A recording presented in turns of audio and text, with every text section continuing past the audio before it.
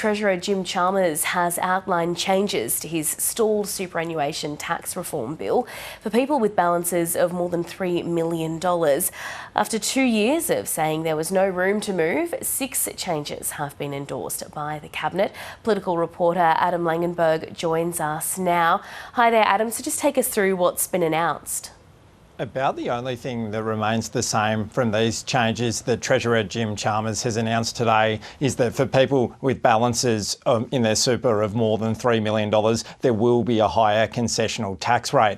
But he has caved in to some criticism that's been unrelenting since these changes were announced 2 years ago. The first is that it will now only apply to realised capital gains, not unrealised as initially proposed, and it will index these new thresholds year on year. So what we're going to see is for people with balances of more than $3 million on their annual earnings, they're going to have a concessional tax rate of 30% going forward. And for people with balances of more than $10 million, that tax rate is going to be 40%.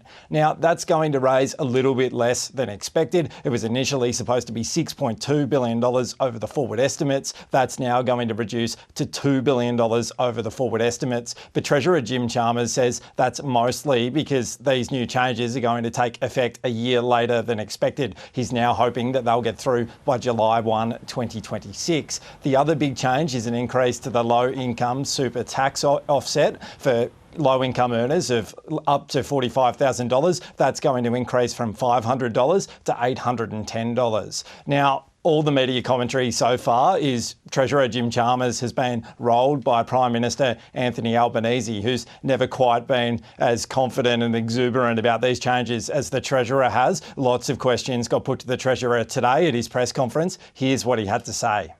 First of all, I don't accept that because what we're talking about here is tax reform in super which makes the system more sustainable.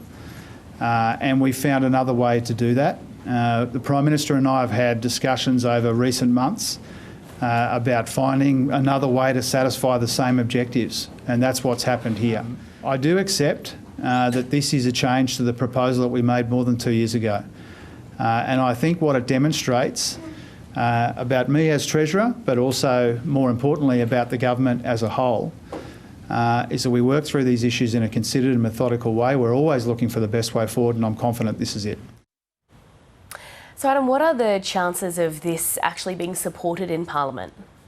Mel, these changes have a bit of something for everyone. There's the low-income super tax offset to try and get the progressive side of politics and the Greens on board. And then there's some changes for the coalition who'd talked about the unrealised gains being a deal breaker for them and the lack of indexation. So Treasurer Jim Chalmers now is able to walk into the room and say, let's support this and get it going. He said he's had productive conversations already with Greens leader Larissa Waters. We're expecting to hear from her very soon. The Treasurer says he's hopeful. He doesn't expect a big fight from the superannuation lobby either. So it'll be really interesting to see how the government goes about getting this through. But there are big changes now, and there'll be questions for Jim Chalmers to answer for a long time about how he's gone from 2 years of insisting that it's his way or the highway, and now there's significant moves away from that.